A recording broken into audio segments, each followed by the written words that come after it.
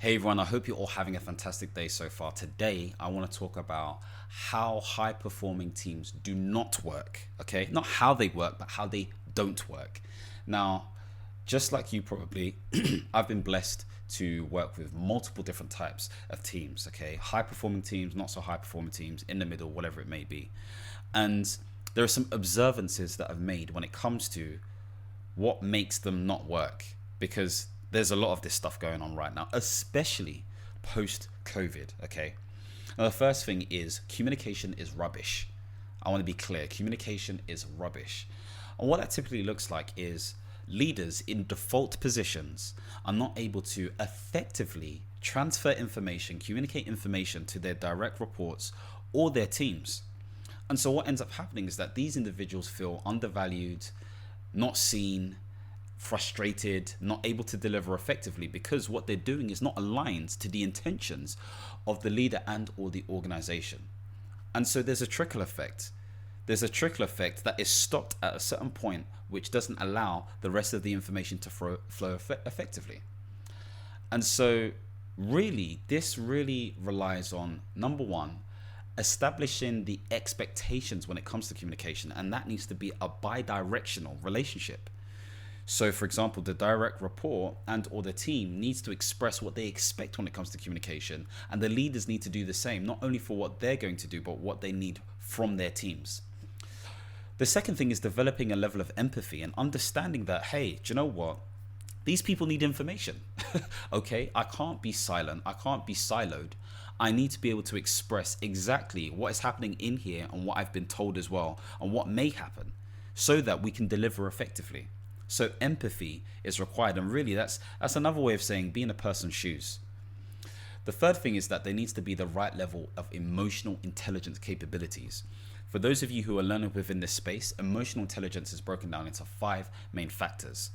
Developing good self-awareness, okay, so understanding what's happening in your environment, okay, and interpreting that. Self-management, so how do you manage this information so that you can act accordingly? Thirdly, that is social awareness. What are you observing when it comes to other people, okay, and how they interact, those dynamics? And fourthly, you have social management. So this is leadership development, conflict management, persuasion, all of these different things. And finally, you have motivation. So what sort of drive do you instill in others, not only for yourself, but in others, so that things work? So when we're thinking about drive and motivation, I think of Daniel H. Pink's book, Drive, and he talks about purpose, he talks about autonomy, and of course he talks about motivation as well. So all of these things culminated together create that right level of emotional intelligence. So the first thing is communication is rubbish in poor performing teams. The second thing is governance. Okay, so what is governance?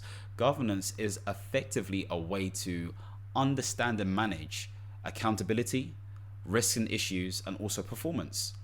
So if you don't have structures in place, if you don't have processes in place that allow you to be accountable, manage those risks and issues, and look at performance in a reporting fashion, it's not going to work. It's just not going to work. And so in my capacity as an independent consultant, mainly working as a program manager, it is very necessary to install governance. Otherwise, it's not going to work. Now, you could apply this when it comes to friendships, family, whatever it may be, okay? And maybe this governance looks like sitting down with your wife or your sibling on a weekly basis and discussing how they're feeling. Maybe on a monthly basis, you sit down with your friend, you have an accountability buddy in them, and you're talking about the 1 to 3 top things that you're going to do to expand your business or to improve your job prospects or whatever it may be. That's creating accountability. And what you do is, even though it's beneficial for them, that person may do it because you are there. That's the accountability part. Somebody is watching. So there's a micro pressure. It's a positive one, but it's a micro pressure depending on the relationship that you have. Again, within a work setting, you may have working groups, okay, that feed into a board, okay? This may be a program board, it may be a portfolio board, but there is reporting that happens, there's escalation that happens if there are issues, and there are other sort of like informal meetings that contribute to this reporting at board level on a monthly, quarterly basis, or whatever it may be. And it needs to be aligned to the right level of leaders. But if this stuff is not in place, it's not going to happen. It's not going to happen at all. So I would say to you, make sure that you install the right level of governance that is practical and makes sense for the people within that group. The third thing is there's lazy leadership, okay? Now, I'm going to read out what I wrote on LinkedIn, okay? So leadership is about taking responsibility for your people. Leadership is about taking ownership of the vision and mission. Leadership is about embodying the group values, and leadership is leading by example. It's that simple. I understand that economically, things have been difficult. They've been very difficult because of various factors and occupations, if you want to call it that, and or wars or political movements, etc., etc. Which means that people are stressed. People are not necessarily in their self or their space or whatever it may be. There's a lot going on personally in people's lives because the personal affects the professional and vice versa. It just does. However, we can't use that as an excuse forever because these things exist. These things exist. Like whether default leaders, and when I say default leaders, I mean people who are in leadership positions by default, but it doesn't mean they have the skills. Default leaders affect lives whether we like it or not. I believe we spend at least 8 hours a day at work for the majority of individuals, okay? That's 40 hours a week. That's 160 hours a month on average. Okay, that's a lot of hours. That's a lot of our time. And so what you do as a leader, if you are a leader listening to this, affects people's lives. It affects livelihoods, it affects moods, it affects decisions, it affects all of this stuff. It's the same thing if you're in a family, okay? Whether you are the mother or the father or the oldest sibling or whatever it may be, you assume a default leadership position. And so what you do determines how people may react, determines how or what emotions they feel. So what can you do to do better? What are you doing to observe how you can improve? Are you having that communication? Are you improving your emotional intelligence skills? How can you build your character to support growth in the group? And your group will typically show you if you're doing rubbish or not, okay? Based on how they respond to you, okay? So it's really important to push your ego aside and understand and get that feedback so that you can be more effective as a leader. So the next thing is, there's no meaningful vision or mandate. What is a mandate? A mandate is essentially a license to go ahead and do what you need to do. Okay, it is a signature from the budget holder. It is approval in some sort of way, etc., etc. When it comes to a vision needs to be meaningful. It needs to be succinct. It needs to be clear. It needs to be measurable to some degree. It needs to be inspirational. It needs to be all of these different things.